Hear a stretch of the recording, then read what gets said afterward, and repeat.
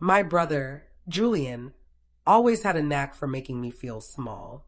Like everything I did, everything I achieved, was just a cute little hobby compared to his grand, important life.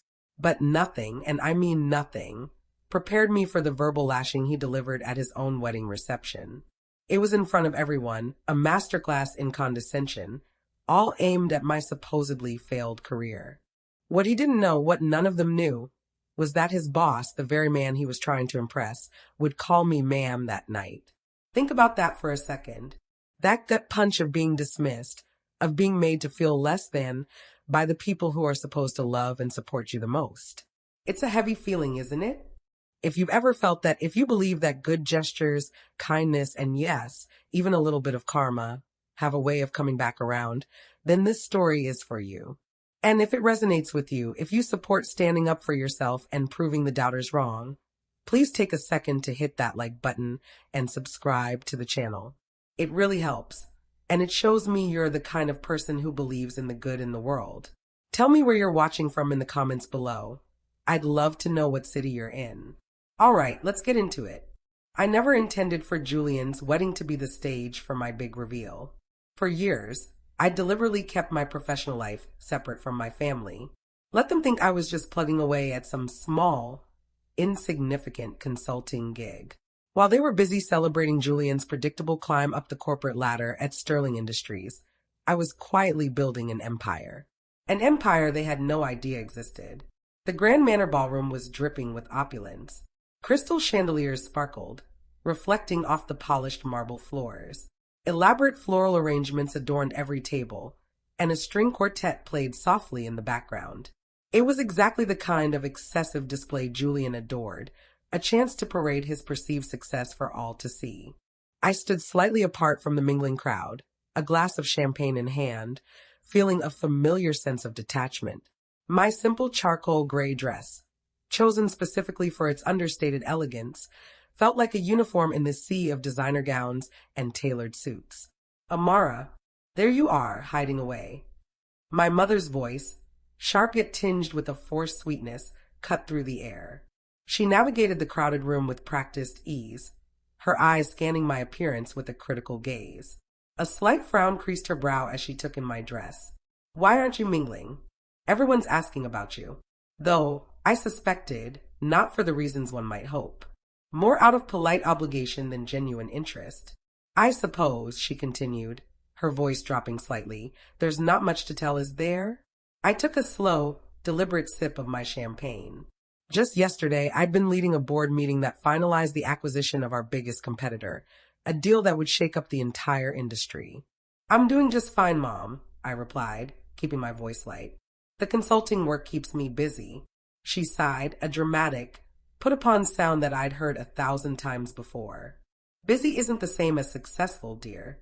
Look at your brother, youngest vice president in Sterling Industries history, marrying the CEO's daughter. That's what real success looks like. I bit back a smile. If only she knew. Sterling Industries, the pinnacle of success in her eyes, had been struggling for months. In fact, they'd been desperately trying to arrange a meeting with my company CEO. Me. For weeks. But of course, my family was blissfully unaware of that. They didn't know that the tiny consulting firm I supposedly worked for was actually Obsidian Consulting Group, one of the largest and most influential business advisory firms in the world. And they certainly didn't know that I wasn't just an employee. I was the founder and CEO. Amara, Julian's booming voice, full of forced cheer, startled me. He strode over, his new bride, Clara, clinging to his arm, her smile wide and just a touch too fixed. Still hiding in corners at parties? Some things never change. Clara giggled, a tinkling sound like wind chimes. She adjusted the delicate lace of her wedding dress. Oh, Julian told me all about your little consulting job. It's so sweet that you're trying to make it on your own. The word sweet hung in the air, dripping with condescension. I watched them, a wave of memories washing over me. It felt like a lifetime ago, but it had only been 15 years. Back then, Julian had been the one struggling, barely scraping by in his classes while I was graduating at the top of mine. But then our father had stepped in, pulling strings, using his connections to land Julian an entry-level position at Sterling Industries. Meanwhile, I was told to be realistic about my ambitions. The business world was tough, especially for women, they'd said. It was better to have a stable, if modest, career. Someone had to do the small jobs. Poor sis, Julian continued, his voice pitched just loud enough for nearby guests to overhear. He seemed to relish the audience. Still working at that tiny firm while the rest of us are making real careers. He paused, a smirk playing on his lips. But hey, at least you can say you're independent, right? Clara laughed again. That sharp, brittle sound that grated on my nerves. Oh, darling, be nice. Not everyone can be as successful as you. I felt the weight of the antique locket around my neck. My grandmother's final gift to me before she passed away. She had been the only one who truly believed in me, who supported my dreams with more than just empty platitudes. Success comes in many forms, Julian, I said quietly, my gaze steady. Sure, he waved a hand dismissively, already looking past me. Speaking of success, did you hear? Sterling's CEO is actually coming to the reception tonight. Mr. Henderson himself. He never attends employee events, but for me, he puffed out his chest, beaming with pride. I knew exactly why Mr. Elijah Henderson was attending. He wanted to discuss the potential buyout of Sterling Industries, a discussion he'd been trying to have with me for weeks. I'd been deliberately delaying, wanting to see just how desperate they would become. That's wonderful, I murmured, hiding my smile behind my champagne glass. Try not to embarrass me when he arrives, Julian added, his tone suddenly serious. Just stay in the background. This is important for my career. Before I could formulate a response, a sudden hush fell over the room. All eyes turned towards the entrance. Elijah Henderson had arrived. His presence was commanding, instantly drawing the attention of everyone in the ballroom. He was exactly as I remembered him from our video calls, tall, distinguished with silver hair and sharp, intelligent eyes that seemed to miss nothing. Julian immediately straightened up, tugging Clara along as he prepared to make his grand introduction to his CEO. But before he could take 2 steps, Henderson's eyes scanned the room and landed directly on me. His face, initially impassive, broke into a warm, genuine smile of recognition. Ms. Vance, he called out, his voice clear and resonant, striding purposefully in my direction. I had no idea you'd be here. Julian froze mid-step, confusion clouding his face.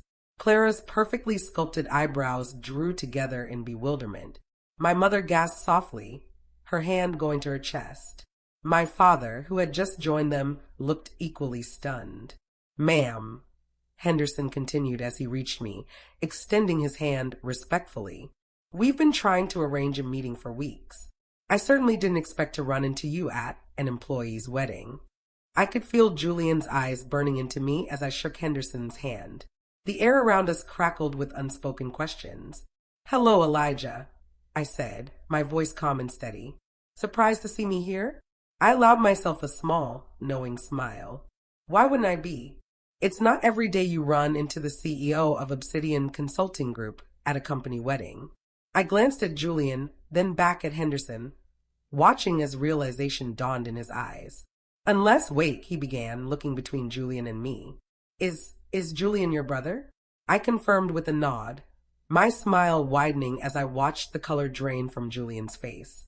Though, to be fair, he didn't know about my position until just this moment. The silence that followed was deafening. It stretched on, thick with disbelief and shock. I could see my mother's hand trembling as she clutched her champagne glass. My father's jaw hung open in stunned silence. But it was Julian's expression that truly captured the moment. A mixture of disbelief, embarrassment, and dawning horror as he realized he had just spent the last hour publicly mocking his boss's boss. Elijah Henderson looked between us, clearly trying to process this unexpected revelation. Your brother, he repeated, a slight frown creasing his brow. But he said his sister worked at a small, local consulting firm. That's what they all thought, I said, my voice carrying clearly in the stunned silence. I never corrected them. Clara's wine glass slipped from her fingers, shattering on the marble floor. The sharp sound seemed to break the spell, and suddenly everyone was talking at once, a cacophony of whispers and exclamations. But I kept my eyes on Julian, watching as his carefully constructed world of superiority crumbled around him. This wasn't how I had planned to reveal the truth. It was messy, public, and frankly, a little dramatic. But as I stood there watching my family's perception of me shatter like Clara's wine glass, I realized that sometimes the best moments in life are the unplanned ones. And this was just the beginning. The next few minutes at the wedding reception felt surreal, like a scene from a play I hadn't rehearsed for. My mother, ever the one concerned with appearances, recovered first and tried desperately to salvage the situation. "Amara, darling," she gushed, suddenly appearing at my side, her voice overly sweet. "Why didn't you tell us about your position?" I took another slow sip of champagne, savoring the moment. "You never asked, Mom," I said, my voice quiet but firm. "You were all too busy celebrating Julian's achievements to care about my little consulting job." Elijah Henderson was still standing nearby, looking both amused and slightly uncomfortable, a silent observer to our family drama. "Ms. Vance," he interjected smoothly, stepping forward. "I had no idea this was a family event for you. Perhaps we could discuss the merger." "Merger?" Julian interrupted, his face shifting from shock to outright panic. He grabbed my arm, his fingers digging in painfully. "What merger?" I carefully removed his hand, keeping my voice level despite the sting. "The one where Obsidian Consulting is considering buying Sterling Industries." I turned back to Henderson, a thoughtful expression on my face. "Though, after tonight, I'm having second thoughts about the acquisition." Julian went pale. Clara, his new bride, looked like she might faint on the spot. But that would make you your boss." Julian stammered, the realization hitting him like a physical blow. "Yes, it would," I finished for him. "Interesting how life works out, isn't it?" My father finally found his voice, pushing through the crowd that had gathered around us, drawn by the unfolding spectacle. "Now, wait just a minute," he blustered, his face red with a mixture of anger and embarrassment. "You can't just come here and ruin your brother's wedding with these claims." Henderson cleared his throat, his expression serious now. "I assure you, sir, your daughter is exactly who she says she is. Obsidian Consulting Group is the largest business advisory firm in the country, and Ms. Vance founded it from the ground up. We've been trying to arrange this merger for months." I watched my father's face as the truth finally sank in. This was the man who had told me just 10 years ago that I was dreaming too big when I said I wanted to start my own company.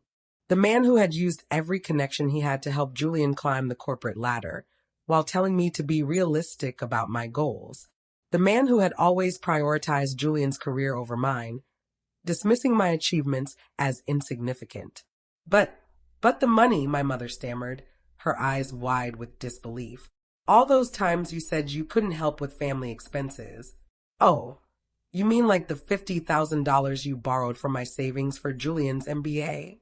I kept my voice calm, but I could feel years of resentment bubbling up to the surface. "The money you never paid back because, and I quote, Julian needs it more for his future, . Clara stepped forward, her wedding dress rustling softly. "Julian, darling, did you know about this? About her company?" "Of course not," he snapped, then tried to compose himself, running a hand through his already disheveled hair. "Amara's she's always been jealous of my success. This must be some kind of mistake." Henderson raised an eyebrow, a hint of a smile playing on his lips. "The only mistake, Mr. Miller, was apparently your understanding of your sister's position in the business world. Obsidian Consulting Group's annual revenue is more than Sterling Industries has made in the past 5 years combined." The ballroom had gone completely silent again. Every single guest was watching our family drama unfold, like it was a live theater production. Julian's perfect wedding was quickly becoming the talk of the corporate world, but not for the reasons he had hoped. "I think," I said quietly, breaking the silence, "we should continue this discussion somewhere more private." I nodded to Henderson. "Elijah, would you mind giving me a moment with my family?" He nodded graciously, understanding immediately. "Of course, Ms. Vance. I'll be at the bar when you're ready." He gave me a knowing look before stepping away. I led my family to a private room just off the main ballroom, closing the door behind us. The sudden silence felt even more deafening after the public spectacle.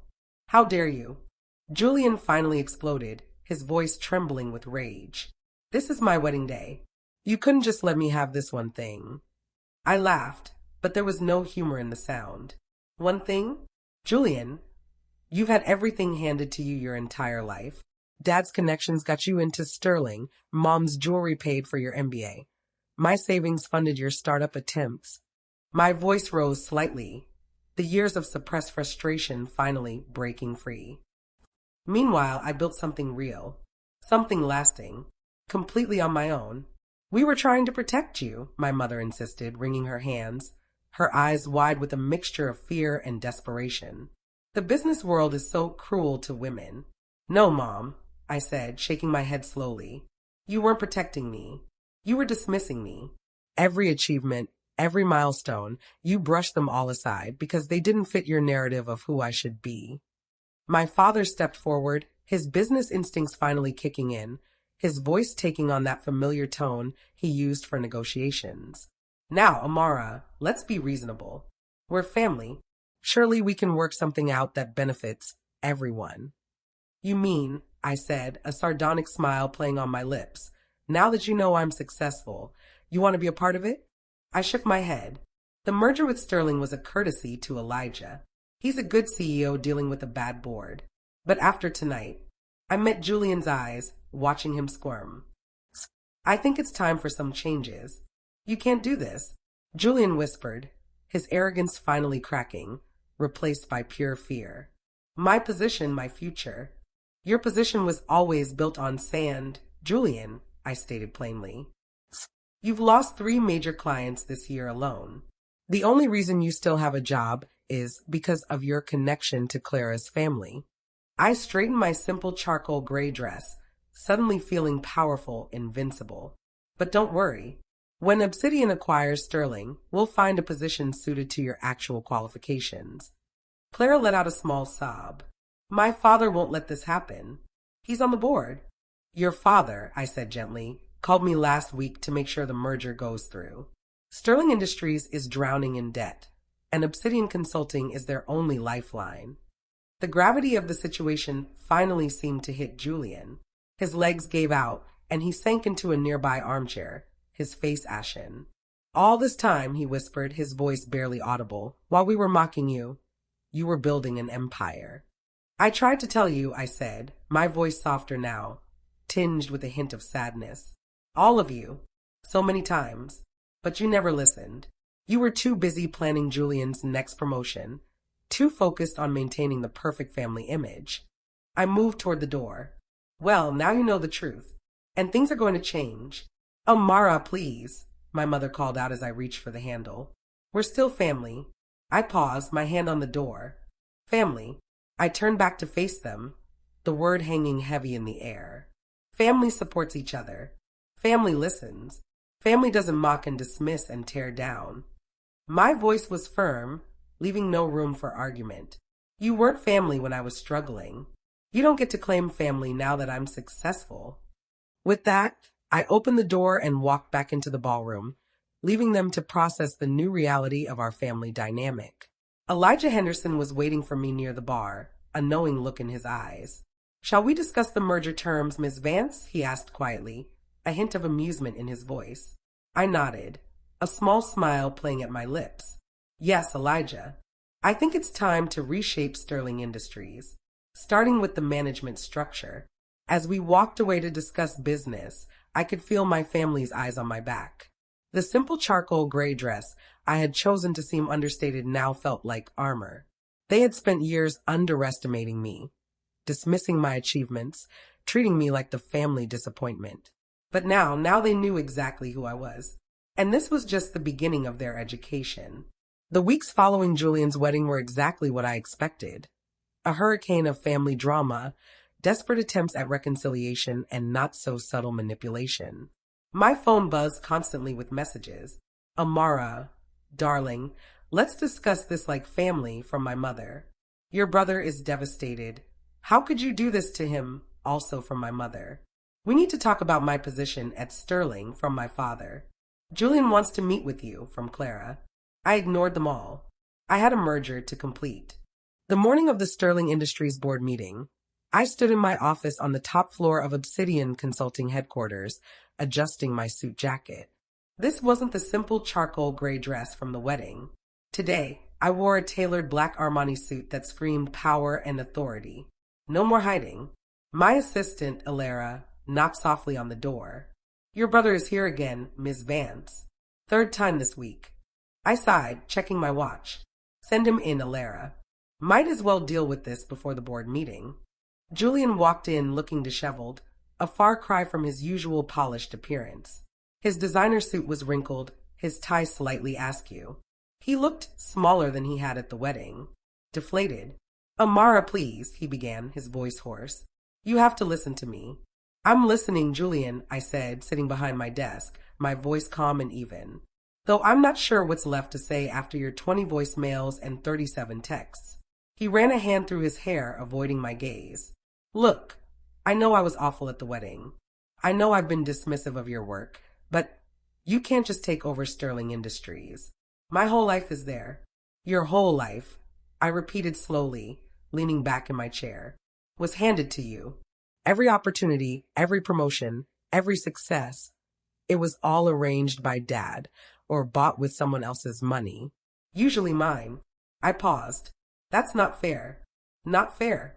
Julian looked up, a flicker of his old indignation returning. What's not fair, I said, standing up and placing both hands flat on my desk, my voice rising slightly, was using my savings for your MBA without asking. What's not fair was mocking my tiny firm while I was building an empire. What's not fair was treating me like a failure while I succeeded beyond anything you could imagine. I'm sorry, he whispered, and for the first time, I thought he might actually mean it. Sorry doesn't change the past, Julian, I said, my voice softening slightly. And it doesn't change what's about to happen. I checked my watch again. The board meeting starts in an hour. I suggest you prepare yourself. What's going to happen to me, he asked, his voice barely above a whisper. I sat back down, studying him. That depends on you. Obsidian Consulting rewards competence, not connections. If you want to keep a position at Sterling after the merger, you'll have to earn it. Actually earn it. His face paled further. You mean starting from the bottom? Learning the business properly? No shortcuts? No special treatment? That's exactly what I mean. I held up a hand as he started to protest. It's that or severance. Your choice. Just then, my office door opened again. This time, it was my parents, barging in despite Alara's protests. Amara, my mother started, her voice quivering, a fragile blend of anger and pleading. We've been trying to reach you for weeks. I've been busy, I replied coolly, meeting her gaze. Running my tiny firm takes a lot of work. My father stepped forward, his face set in what I recognized as his negotiation expression. He cleared his throat. Honey, we need to talk about this rationally. You can't just destroy your brother's career over some past misunderstandings. Misunderstandings? I laughed, a short, sharp sound. Is that what we're calling years of dismissal and disrespect now? We made mistakes, my mother admitted, wringing her hands. But we're family. Surely that counts for something.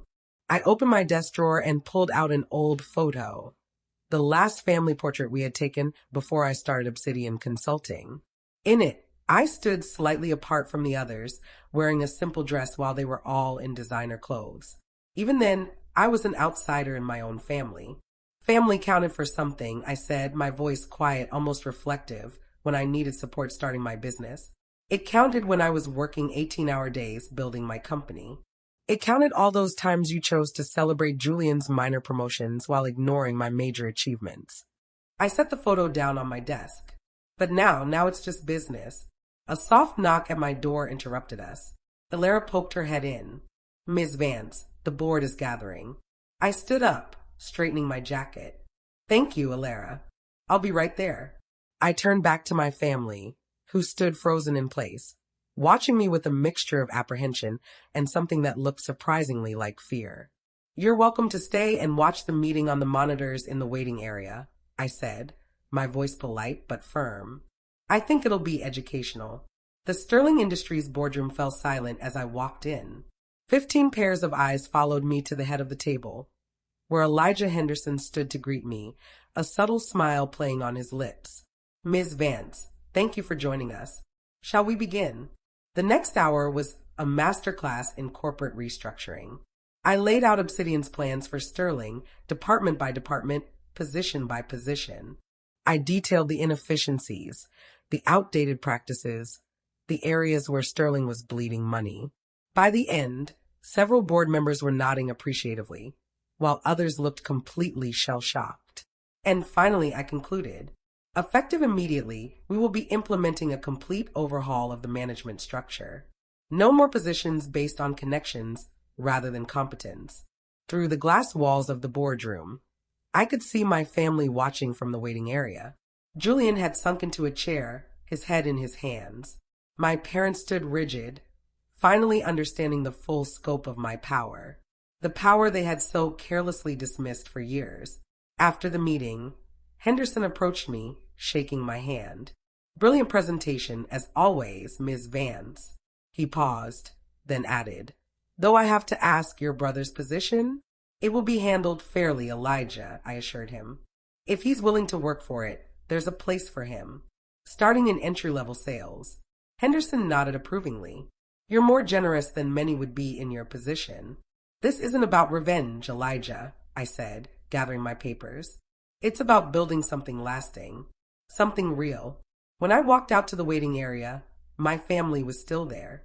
They looked different now, smaller somehow, less intimidating than they had seemed all those years ago.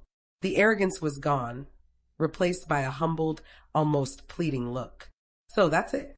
Julian asked quietly, looking up at me, his eyes red-rimmed. Everything changes just like that? Everything changed years ago, Julian, I said softly. You just didn't notice because you were too busy looking down on me. I turned to my parents. The company will be sending over new employment contracts tomorrow. I suggest you all read them carefully. Amara, my mother stepped forward, tears welling up in her eyes. We were wrong about you. So wrong. Can't we start over? I thought about all the dinners where they had ignored my achievements. All the family events where they had treated me like an afterthought. All the times they had prioritized Julian's ambitions over my dreams, telling me to be realistic, to not aim too high. Starting over would mean forgetting the past, I said finally, my voice gentle but firm. And I don't want to forget. Those years of dismissal and disrespect taught me valuable lessons about self-reliance and determination. They made me who I am. And who are you? My father asked softly, his voice barely above a whisper. I met his gaze, my chin held high. I'm the woman who built $1 billion company while you were all too busy mocking her tiny firm to notice. I'm the CEO who just acquired the company you thought was the pinnacle of success. And I'm the daughter who finally stopped seeking your approval and found her own path instead. I started walking toward the elevator, then paused and looked back. The contracts will be here tomorrow. Your choice whether to sign them or not. But either way, things will never go back to how they were. As the elevator doors closed, I caught one last glimpse of my family standing there in the waiting room of the company I built, finally seeing me clearly for the first time. That night, in my penthouse office, I took out my grandmother's locket, the one piece of family history I truly cherished.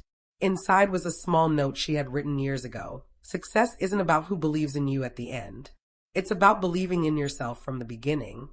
I smiled, thinking about how far I had come from that overlooked daughter in the family portrait. Julian's wedding had just been the beginning. Now, everyone knew exactly who I was. Not the family disappointment, but the force that had reshaped their entire world. And somehow, that felt better than any revenge could. The days turned into weeks, and the restructuring of Sterling Industries was well underway. It was a complex process, unwinding years of inefficiency and favoritism. As I had promised, Julian was offered a position in entry-level sales. He took it, surprisingly, though I suspect it was more out of necessity than a sudden embrace of hard work. His pride had taken a significant hit, and the reality of starting over was clearly a bitter pill to swallow. I heard through the grapevine that he was struggling, finding it difficult to adapt to a merit-based system after a lifetime of relying on connections. There were no more lavish lunches, no more golf outings during work hours, no more automatic promotions. He was just another face in the sales team, expected to perform. My parents, after the initial shock and a few more attempts at emotional manipulation, also accepted the new reality. My father, despite his earlier blustering, signed the new employment contract, albeit with a considerable reduction in his responsibilities and salary. He was no longer the influential figure he once was within Sterling. His power had been tied to his long-standing position and connections, both of which were now secondary to Obsidian's new structure. My mother focused her energy on Clara, who was reportedly furious about the diminished status of her new husband and the resulting impact on her own social standing. The perfect, glittering life she had envisioned with Julian was suddenly looking a lot less shiny. For me, life continued its rapid pace. The integration of Sterling into Obsidian was a massive undertaking, requiring long hours and intense focus. There were countless meetings, negotiations, and difficult decisions to be made, but it was fulfilling work. I was building something, creating opportunities, and implementing the kind of forward-thinking strategies that Sterling had desperately needed. One afternoon, a few months after the wedding, I was in a meeting with the heads of the newly merged departments at Sterling's old headquarters. The building, once a symbol of my brother's supposed triumph, now felt like just another one of Obsidian's many properties. As we were wrapping up, the head of the sales department, a seasoned professional named Mr. Davies, who had been with Sterling for decades, approached me.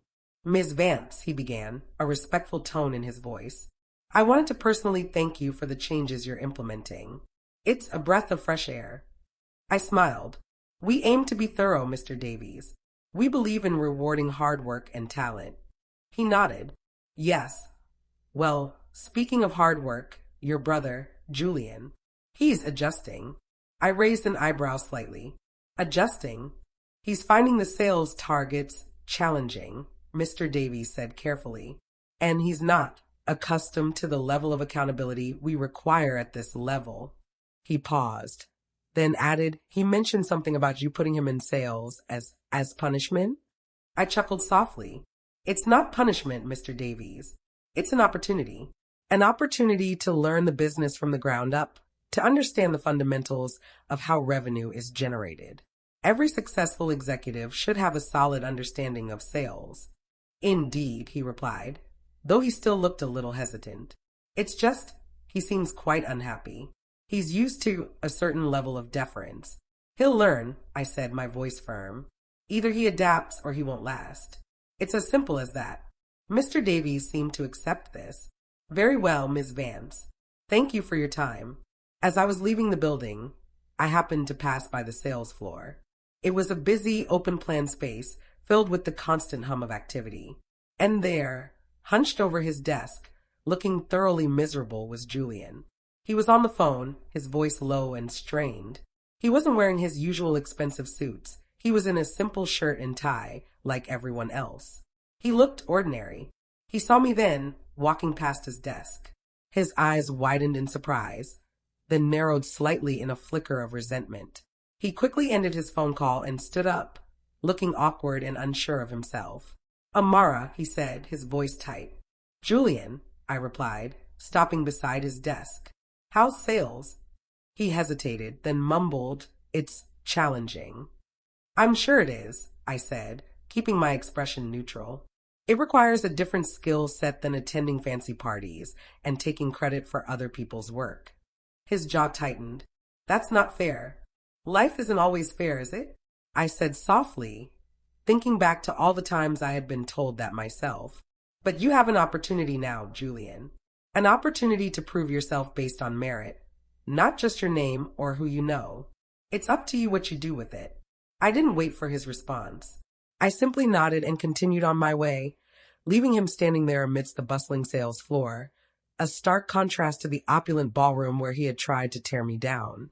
A few weeks later, I received a call from my mother. Her voice was hesitant, lacking its usual confident edge.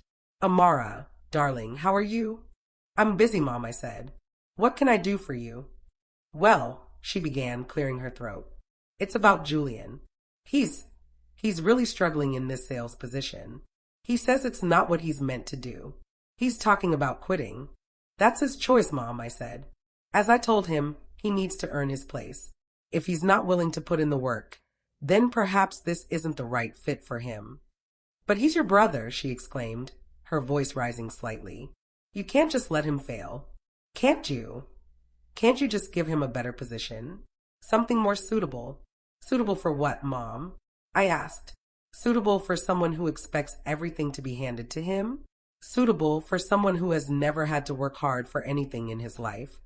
I sighed. I gave him an opportunity. A fair opportunity. It's up to him to take it. There was a long pause on the other end of the line. I could almost hear her struggling to find the right words. We always thought you were meant for something different, Amara. Something less ambitious. We thought we were protecting you.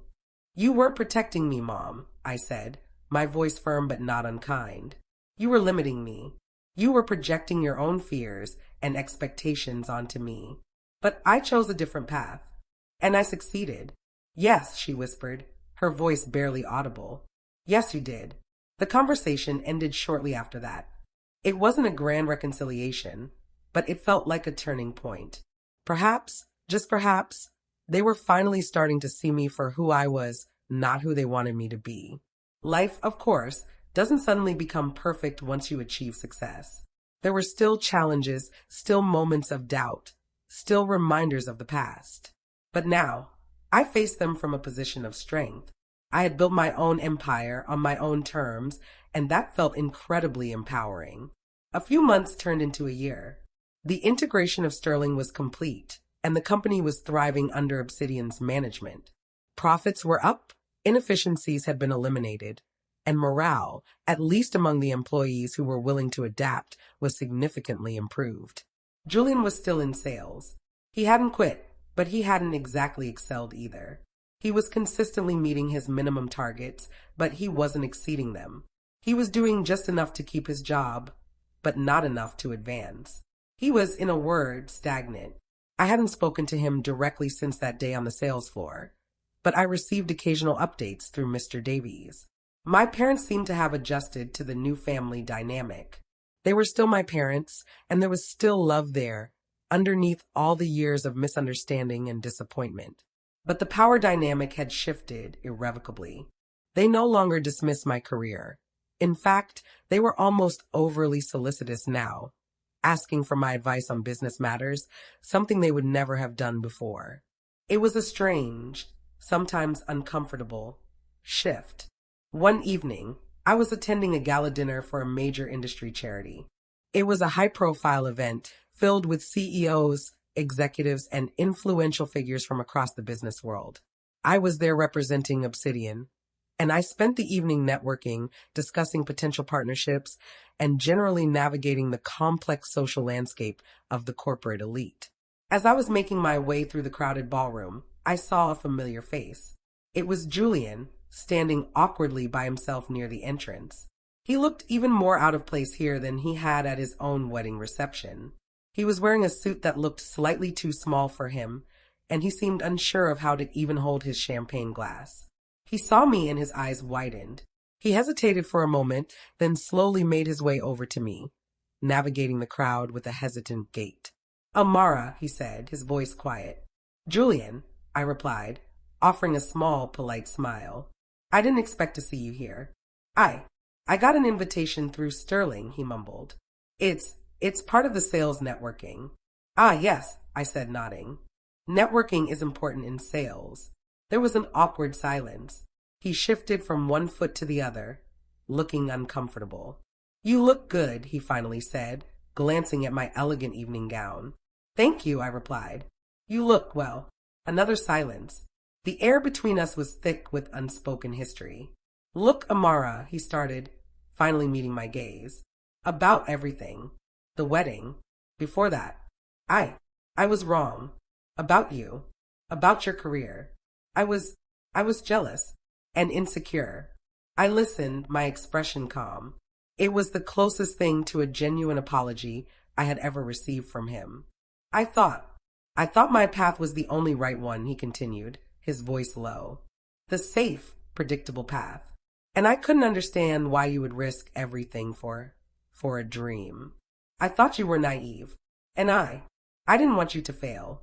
But I didn't want you to succeed more than me.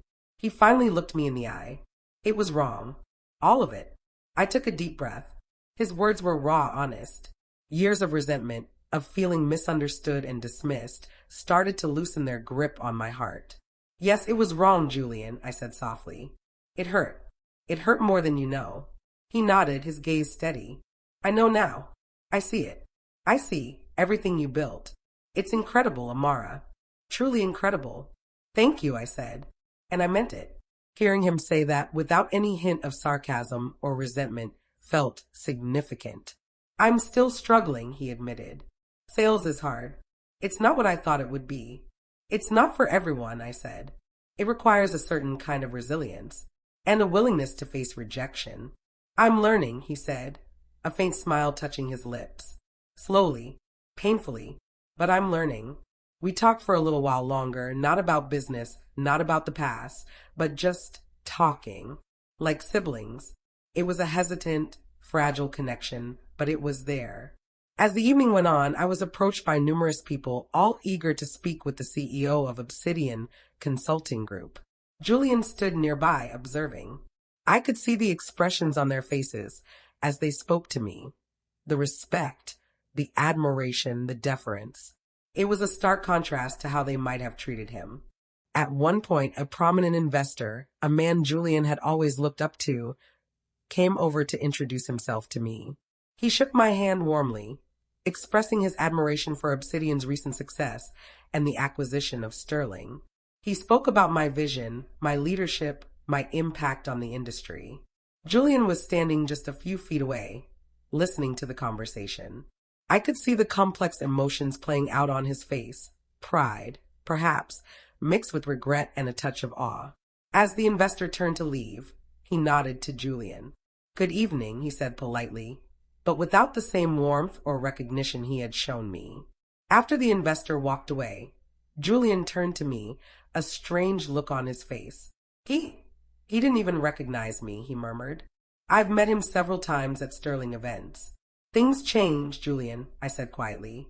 People's perceptions change when your position changes. He nodded slowly, absorbing the truth of my words. Yeah, he said, his voice low. They do.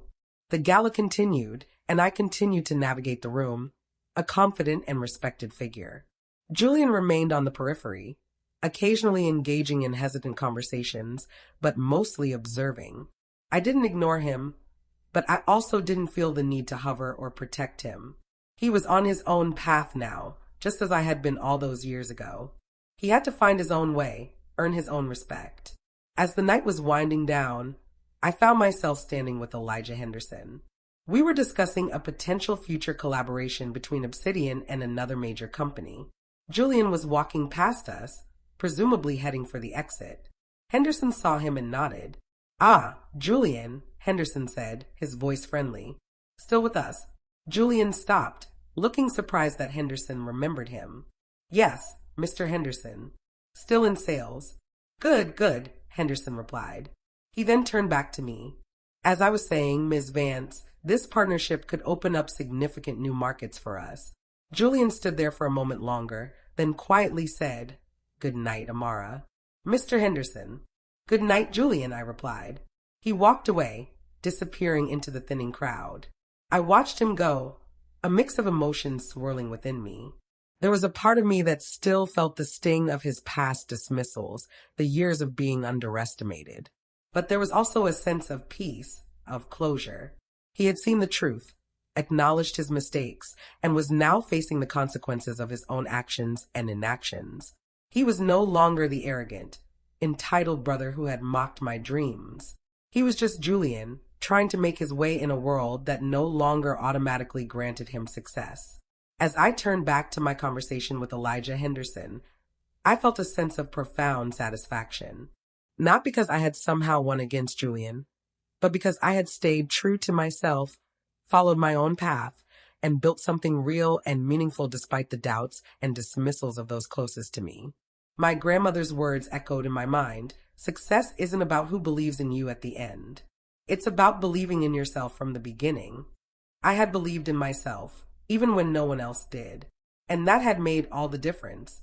The story continues to unfold, of course. Life is rarely a neat package with a perfect ending. There would be more interactions with my family, more challenges to face, more opportunities to seize. But the dynamic had fundamentally changed. I was no longer the overlooked daughter, the one with the tiny consulting job. I was Ms. Vance, the CEO, the force to be reckoned with. And that was a powerful, liberating feeling. I am still me, of course. The core of who I am hasn't changed. I still value hard work, integrity, and genuine connection. But I also now understand the importance of standing up for yourself, of not letting others define your worth or limit your potential. The experiences I went through, the years of being underestimated, had shaped me, made me stronger, more resilient.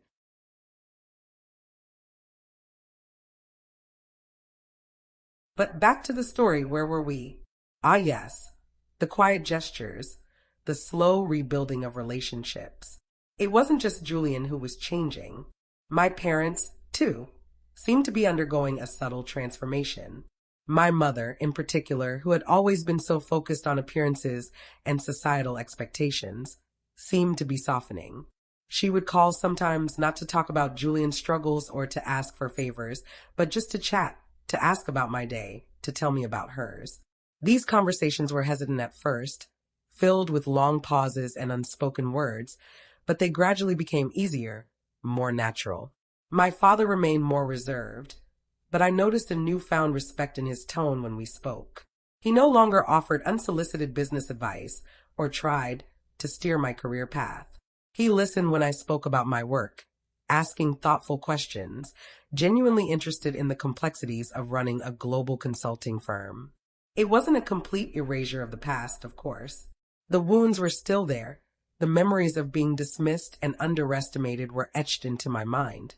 But time, and the undeniable reality of my success, had a way of healing and shifting perspectives.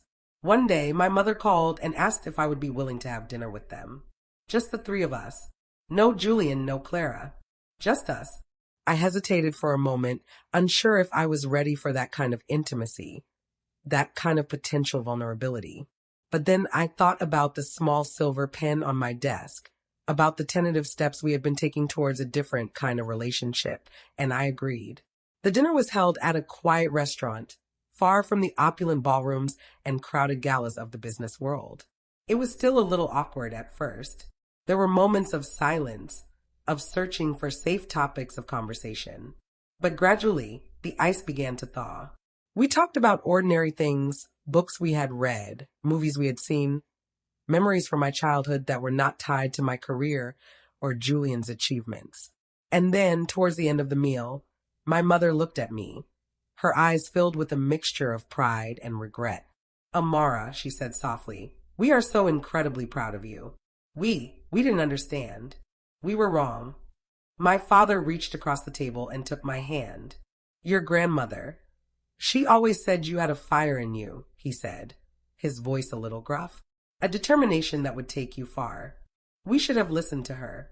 Tears welled up in my eyes. It was the apology I hadn't realized how much I needed. It wasn't just an apology for the wedding, but for all the years before, for all the times they had failed to see me, to believe in me. "It's okay," I said, my voice thick with emotion. It wasn't easy, but it made me stronger. We talked for a long time that night, truly talked, perhaps for the first time in years. We revisited some of the painful moments of the past, not with anger or resentment, but with a new understanding, a new perspective. They shared their own fears and insecurities, their own reasons for pushing me towards a more conventional path. It wasn't an excuse for their behavior, but it helped me to understand it a little better. As I left the restaurant that night, I felt a sense of lightness, a release of a burden I hadn't realized I had been carrying for so long. The relationship with my parents was not magically healed, but it was on a new footing, built on a foundation of honesty and mutual respect. Julian's journey continued. I heard he was slowly starting to find his rhythm in sales. He wasn't setting the world on fire, but he was consistently meeting his targets and earning the respect of his colleagues through hard work.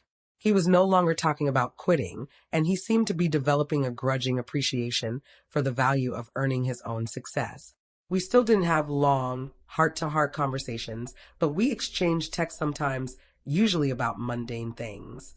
It was a small connection, but it was something. Clara, too, seemed to be finding her way.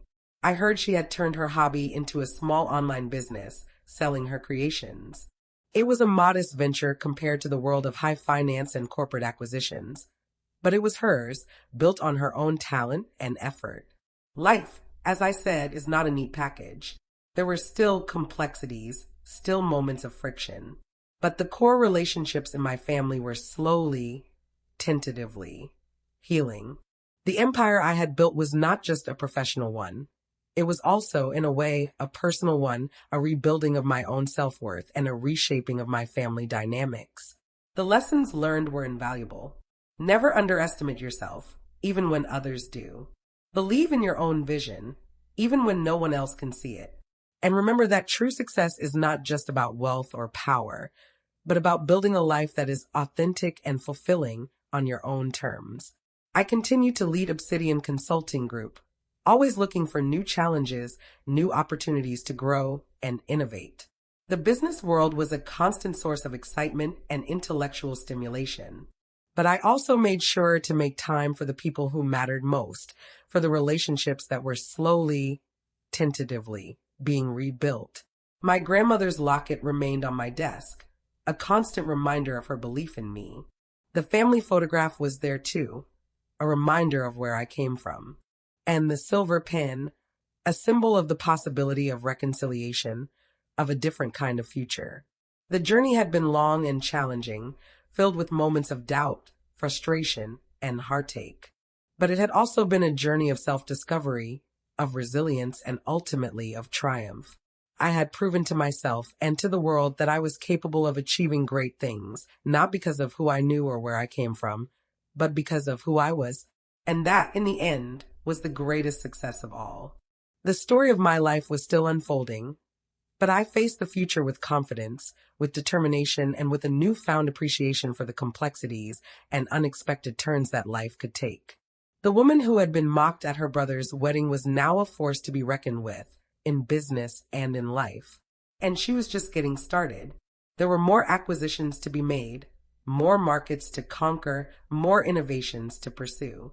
The world of business was constantly evolving, and I was at the forefront of that evolution, shaping the future of the industry. But amidst all the professional success, I never forgot the personal journey that had brought me here. The lessons learned about family, about resilience, about believing in yourself. Those lessons were as valuable as any business strategy or financial model. I sometimes wondered what Julian thought now, when he looked back at that day at his wedding. Did he see the arrogance, the insecurity, the blindness that had led him to mock my dreams? Did he understand the profound impact his words had on me and the unintended consequences they had for him? I hoped he did. I hoped he was learning, growing, becoming a better version of himself. As for my parents, their pride in me was now palpable. They would sometimes brag about my achievements to their friends, their voices filled with a mixture of awe and wonder. It was a strange reversal of roles, and sometimes I had to remind myself that their past behavior didn't define our present relationship. We were a family, imperfect and complicated, but a family nonetheless. We had weathered the storm, faced the truth, and were slowly finding our way back to each other. It wasn't the idyllic family portrait of my childhood memories, but it was real, and it was ours. I continued to wear my grandmother's locket every day, a tangible link to the woman who had believed in me from the very beginning. Her faith had been a beacon in the darkness, a reminder that I was capable of achieving anything I set my mind to. The silver pen remained on my desk, a quiet symbol of reconciliation and hope. It was a reminder that even the most strained relationships could, perhaps, be mended, given time, understanding, and a willingness to change. The business world was a challenging and often ruthless place, but it was also a place of immense opportunity. I had seized those opportunities, created my own path, and built an empire that was a testament to my vision and my perseverance. And as I looked out at the city skyline from my penthouse office, I knew that this was just the beginning. The story was far from over. There were still chapters to be written, challenges to be faced, and dreams to be pursued. And I was ready for all of it.